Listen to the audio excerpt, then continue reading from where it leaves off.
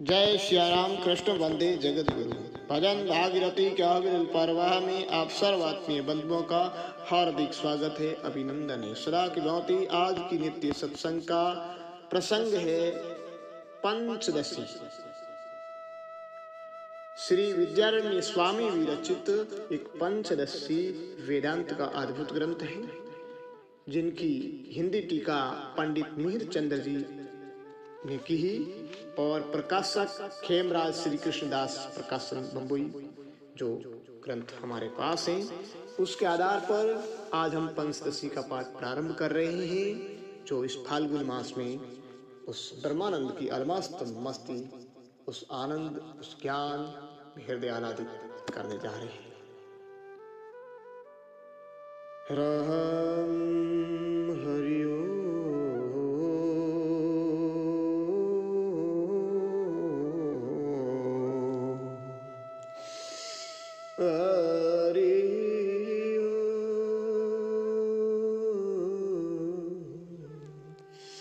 श्री गणेशाय नमः। पंचदशी में 15 प्रकरण हैं, जो 3 भागों में हैं।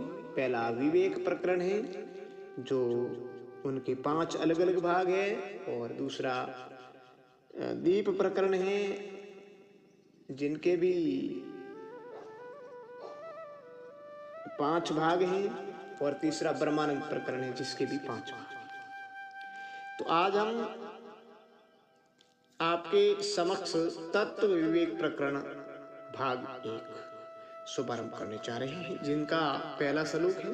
ग्रंथाकार, जो भी ग्रंथाकार हुए हैं, जिन्होंने ग्रंथ की रचना की है, उन ग्रंथाकारों ने सर्वप्रथम उस परम पिता परमेश्वर अपने इष्ट के लिए एक मंगलाचरण स्वरूप श्लोक कहा है। तो ये संस्कृत का श्लोक इसमें भी है। नमः श्री शंकरानंद गुरुपादाम्बुज जन्मनि सविलास महामोग्रहाग्रा शेखरहमनि। तो प्रारंभ किए गए ग्रंथ में विघ्न निवृत्ति के लिए इष्ट देव और गुरु के नमस्कार रूप मंगल को ग्रंथ के आदि में लिखते हैं कि संपूर्ण जगत को आनंद रूप सुखकारी जो परमात्मा, क्योंकि वही ब्रह्म सबको आनंद करता है। ये श्रुति में भी कहा है, ऐस एव आनंदयति इति श्रुति है। और सबसे उत्तम प्रेम रूप का आश्रय होने से परमात्मा रूप जो प्रत्येक आत्मा जीव अर्थात जीव से अभिन्न जो परमात्मा ब्रह्म, वही जो गुरु अर्थात जिनके मल पक गए हैं, उनके मलों को दूरी करणार्थ श्रेष्ठ उपदेश से परम तत्व ब्रह्म में आचार्य की मूर्ति में टिककर युक्त करने मिलाने वाला ब्रह्म रूप गुरु है। इस वेद के वाक्य से जीव से अभिन्न परमात्मा के समान जो अणिमा आदि सिद्धियों से युक्त गुरु अथवा लक्ष्मी से सुख के कर्ता जो आनंद रूप गुरु, क्योंकि दाता का परम आश्चर्य दानी ही है, ये श्रुति में लिखा है। परिपक्व मलाय तसादन शक्तिपातनेन योजयति परे तत्वे। ये तो उस परिपक्व मल की अवस्था में कहा है, और दाता का परम आश्रय दानी ही है, ये श्रुति में लिखा है।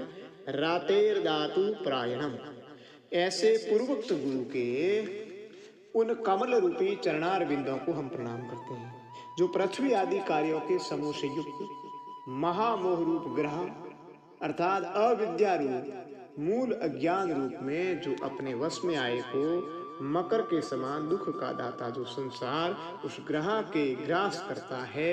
भावार्थ यह है इस बात का कि पृथ्वी आदि संसार सहित अविद्या रूप ग्रह के नाशक जो जीव से अभिन्न ब्रह्म रूप गुरु के कमल रूप शरणार बिंद, उनको हम नमस्कार करते हैं। यहाँ जीव और ब्रह्म की एकता के वर्णन से अद्वैत इस ग्रंथ का विषय है। जीव को ब्रह्म रूप की प्रकटता व अविद्या आदि अनर्थ की निवृत्ति प्रयोजन है। इस ग्रंथ से जो वे जाने जाते हैं और ग्रंथ उनको जानता है। यह प्रतिपाद्य प्रतिपादक भाव रूप संबंध है।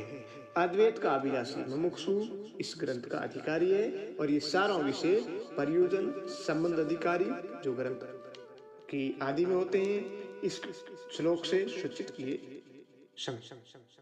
दूसरा श्लोक तत्पादांगूर द्वंद्व सेवार निर्मूल चेत चाम सुखबोधाय तत्वस्य विभोकायम विधीयते।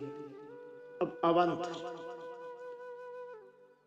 प्रयोजनों के कथन पूर्वक ग्रंथ के आरंभ की प्रतिज्ञा करते हैं कि उस पूर्वोक्त गुरु के कमल रूप दोनों चरणों की सेवा स्तुति और नमस्कार से राग द्वेष आदि से रहित है, निर्मल है, जिसमें राग और द्वेष नहीं है। ऐसा निर्मल अंतःकरण जिनका उनको अनायास यानी स्वतः बिना परिश्रम से तत्वों के ज्ञानारात इस विवेक को कहते हैं वक्षण, अर्थात नहीं है कहीं आरोप जिसका जैसा रज्जु में सर्प का होता है ऐसे तत्वमसि आदि माँ वाक्यों से जानने योग्य अखंड सच्चिदानंद परब्रह्म का उसी उक्त परब्रह्म में आरोप किए पंच कोश रूप जगत से विवेक को करते हैं, अर्थात जगत के विकारों से रहित परब्रह्म का जिससे ज्ञान हो जाए ऐसे प्रकरण का प्रारंभ करते हैं। क्योंकि जैसे रज्जु के ज्ञान के बिना आरोप किए सर्प से पैदा हुए शरीर कंप आदि की निवृत्ति नहीं होती, ऐसे ही ब्रह्म रूप अधिष्ठान के ज्ञान के बिना सुख दुख आदि संसार के अनर्थों की भी निवृत्ति नहीं होती। इससे विवेक मुमुक्षु का परम उपयोगी है। भावार्थ यह है कि गुरु के शरणार बिंदों की सेवा से निर्मल बुद्धियों को सुख दुख बोध के लिए ये तत्व का विवेक कहते हैं, ये जो ब्रह्म का विवेक कहते हैं। शब्द स्पर्शाद्यो वेद्या विचित्या जाग्रे पृथक् ततो विविक्ता तत्संविदेक रूपयान विद्यते। जीव ब्रह्म की एकता विषय की संभावना के लिए जीव को सत्य ज्ञान आदि स्वरूप दिखाने के अभिलाषी ग्रंथकार प्रथम ज्ञान के अभेद के कथन से ज्ञान की नित्यता सिद्ध करते हैं और उसमें भी भली प्रकार स्पष्ट व्यवहार है कि जिसमें ऐसी जागरण अवस्था में ज्ञान की एकता को कहते हैं कि इंद्रियों से रूप आदि विषयों का जिसमें ज्ञान हो, ऐसी जागृत अवस्था में ज्ञान के विषय जो जाने जाए, जो शब्द स्पर्श आदि आकाश आदि भूतों के गुण और उन गुणों के आश्रय आदि विचित्रता से अर्थात गो अश्व आदि के समान विलक्षण होने से परस्पर भिन्न है, और बुद्धि से किया है विवेक यानी विचार जिसका ऐसा उन शब्द स्पर्श आदि का ज्ञान एक रूप होने से अर्थात एक आकार से प्रतीत होने से आकाश के समान भिन्न नहीं। निधान शब्द का ज्ञान स्पर्श का ज्ञान इत्यादि ज्ञानों में शब्द आदि संबंधियों के भेद से ज्ञान का भेद प्रतीत होता है। तो वस्तुतः ज्ञान एक और परमार्थ अवस्था में जब शब्द आदि के मिथ्या तत्व का निश्चय होता है तब ब्रह्म रूप ज्ञान ही शेष रहता है। इससे ज्ञान एक रूप है या एक प्रयोग है, अनुमान है कि विवाद का आस्पद जो समित वह स्वाभाविक भेद से शून्य है, उपाधि के ज्ञान बिना अज्ञात है, भेद जिसका ऐसा होने से आकाश के समान अथवा शब्द की समिति से स्पर्श की समित भिन्न नहीं है, समित होने से स्पर्श समित के समान समित का अर्थ वैसे ज्ञान, किसी चीज का ज्ञान अनुभव। इस प्रकार अनुमान करने से एक ही ज्ञान के उपाधि से प्रतीत हुए भेद से भिन्न व्यवहार की सिद्धि होने को वास्तविक भेद मानने से गौरव मानना अर्थात अनेक ज्ञान मानने पड़े। अनुमान में सार वस्तु में ऐसी है पक्ष, साध्य, हेतु और दृष्टांत। जिसमें साध्य का संदेह उसे पक्ष और जो सिद्ध किया जाए उसे साध्य, और जिससे सिद्ध किया जाए उसे हेतु, और जिसमें हेतु से साध्य का निश्चय प्रतीत हो उसे दृष्टांत। जैसे पर्वतों का वहिन्मान धूमात महान समत, या पर्वत पक्ष वहिन साध्य धूम हेतु मानस दृष्टांत। इसी प्रकार अन्य अनुमानों से भी समझते। भावार्थ यह है कि जानने योग्य शब्द स्पर्श आदि विषय गो अश्व आदि के सम्मान विलक्षणता से परस्पर भिन्न भिन्न है, और बुद्धि से विचार हुआ उनका ज्ञान एक रूप होने से भिन्न भिन्न नहीं है, अर्थात एक है। तथा सब अत्र वेद्यम तू नैस्त्रम जागरे स्त्रम तदभेदो अस्तत्यो संविद एक रूपान विद्यते। इसी उक्त रीति को स्वप्न में दिखाते हैं कि जैसे जागृत अवस्था में विषयों की विचित्रता से घटपट आदि का भेद और ज्ञान का अभेद है, इसी प्रकार स्वप्न में भी भेद और अभेद है। इंद्रिय अपने अपने विषयों को छोड़ दे और जागृत अवस्था के संस्कार से जिसमें विषय सहित ज्ञान पैदा होता है उसे स्वप्न कहते हैं। उसमें भी विषयों के ही भेद है, ज्ञान का नहीं। वह तो जागृत अवस्था के समान स्वप्न अवस्था में भी एक है। यदि विषय और ज्ञान के भेद और अभेद से स्वप्न और जागृत ये दोनों एक रूप ही है, तो स्वप्न जागृत ये भिन्न भिन्न व्यवहार किससे होते हैं? इस शंका की निवृत्ति के लिए स्वप्न जागृत के भेद का कारण वर्णन करते हैं कि स्वप्न अवस्था में दिखता हुआ घट आदि वस्तुओं का समूह इस तरह नहीं होता, क्योंकि उसका शरीर प्रतीति मात्र है, और जागृत अवस्था में जो वस्तु दिखती है वो स्थिर है, क्योंकि वो कालांतर में भी दिख रही होगी। इस प्रकार स्थिर और अस्थिर विषयों की विलक्षणता से जागृत और स्वप्न का भेद होता है। कदाचित कोई शंका करे कि यदि स्वप्न जागृत का भेद है तो उनके ज्ञान का भी भेद होगा। सो ठीक नहीं, क्योंकि स्वप्न और जागृत के विषयों का जो ज्ञान है वो एक रूप होने से ज्ञान इस एकाकार प्रतीति होने से एक ही है। भावार्थ यह है कि जैसे ही स्वप्न में भी विलक्षणता से विषयों का भेद है, ज्ञान का नहीं, परंतु स्वप्न का विषय अस्थिर और जागृत का स्थिर होता है, यही स्वप्न और जागृत अवस्थाओं का भेद है। दोनों अवस्थाओं के विषयों का जो ज्ञान है वो एक रूप होने से भिन्न भिन्न नहीं है। सुप्तोति तस्य सुषुप्तौ तमो बोधो भवेत स्मृति बुद्धि विषयावबुद्धम तदातम। इस प्रकार जागृत और स्वप्न इन दोनों अवस्थाओं में ज्ञान की एकता को सिद्ध करके सुषुप्ति काल के ज्ञान की भी पूर्वोक्त दोनों अवस्थाओं के ज्ञान के संग एकता की सिद्धि के लिए प्रथम सुषुप्ति में ज्ञान को सिद्ध कि पहले सोकर प्रातः काल उठा, अर्थात सुषुप्ति से जगा जो पुरुष को सुषुप्ति में वर्तमान अज्ञान का जो ज्ञान है, अर्थात मैं ऐसा सुख से सोया कुछ भी ज्ञान नहीं रहा, वह अज्ञान का ज्ञान है। प्रत्यक्ष अनुमान नहीं है, क्योंकि प्रत्यक्ष के कारण इंद्रिय आदि के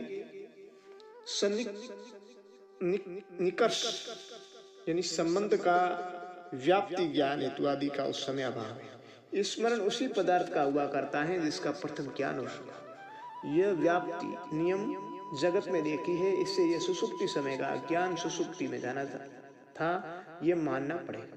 यहाँ भी यह अनुमान है कि विवाद का आस्पद जो मैं कुछ नहीं जाना, यह ज्ञान का स्मरण है, वह अनुभव से जन्य है। स्मरण होने से वो मेरी माता है, इस स्मृति के समान है। यह अज्ञान का ज्ञान है, वह स्मरण है। स्मरण ज्ञात पदार्थ का होता है, इससे सुषुप्ति में अज्ञान का ज्ञान हुआ था, यह मानना पड़ेगा, अन्यथा प्रातःकाल मरण न।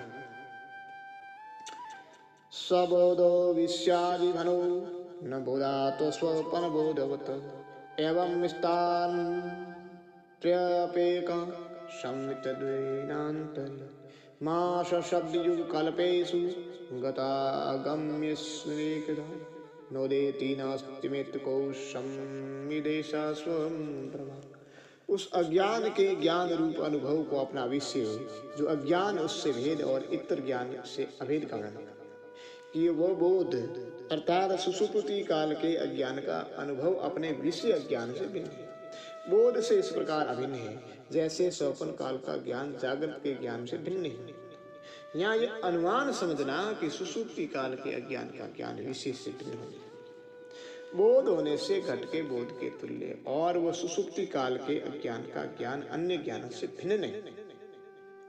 बोध होने से स्वप्न के बोध के तुल्य। अब फलित को कहते हुए इसी न्याय को अन्यत्र भी दिखाते हैं। इस प्रकार एक दिन की जागृत स्वप्न सुषुप्ति इन तीनों अवस्थाओं में ज्ञान एक ही है, इसी प्रकार अन्य दिन में भी ज्ञान का अभेद है।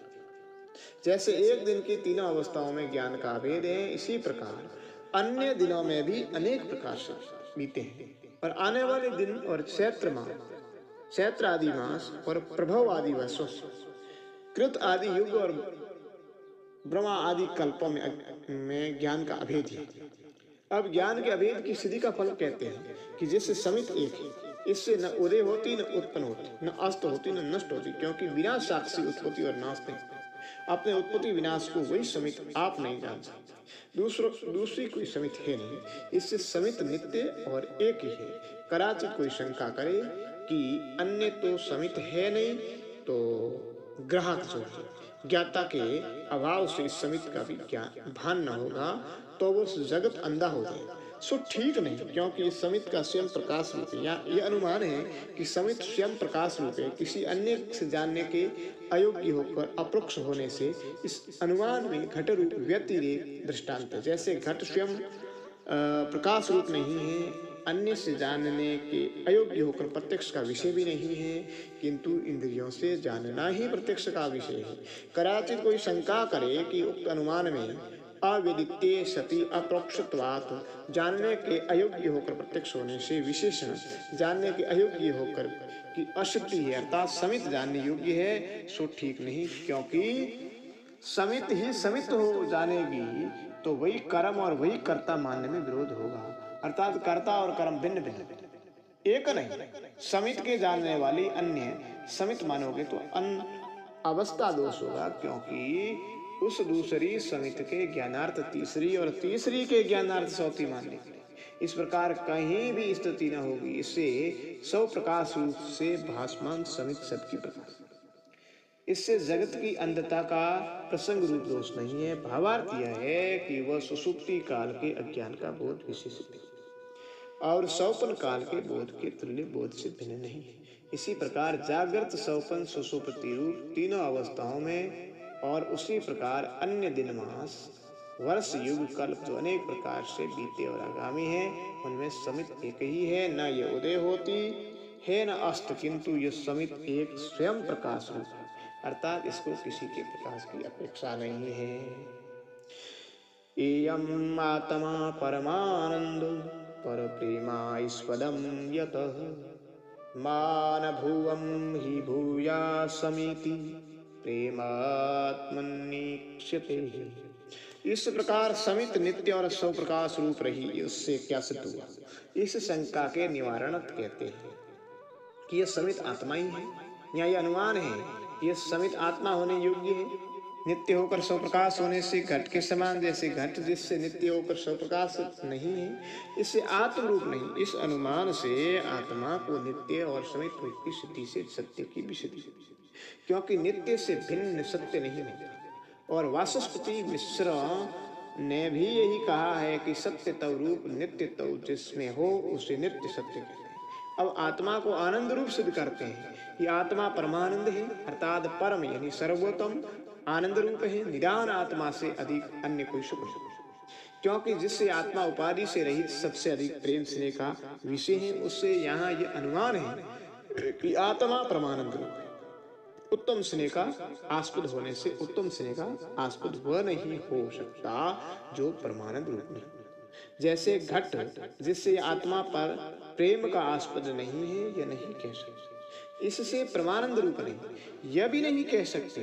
कदाचित कोई शंका करे कि आत्मा के विषय मुझे अधिकार है, इस द्वेष की भी प्रतीति होने से प्रेम का आस्पद आत्मा नहीं। प्रेम परम प्रेम का आस्पद तो कहाँ से होगा? सो ठीक नहीं, क्योंकि वह प्रतीति दुख के संबंध से होती है, इससे अन्यथा सिद्ध है। और प्रेम तो आत्मा के विषय अनुभव से सिद्ध है। इसी शंका का परिहार करते हैं कि जिस कारण से आत्मा में इस प्रेम को सब देखते हैं, अर्थात सब जानते हैं कि मेरी असत्ता कभी न हो, कि मेरी सत्ता ही सदा रहे, इससे कोई असिद्धि नहीं।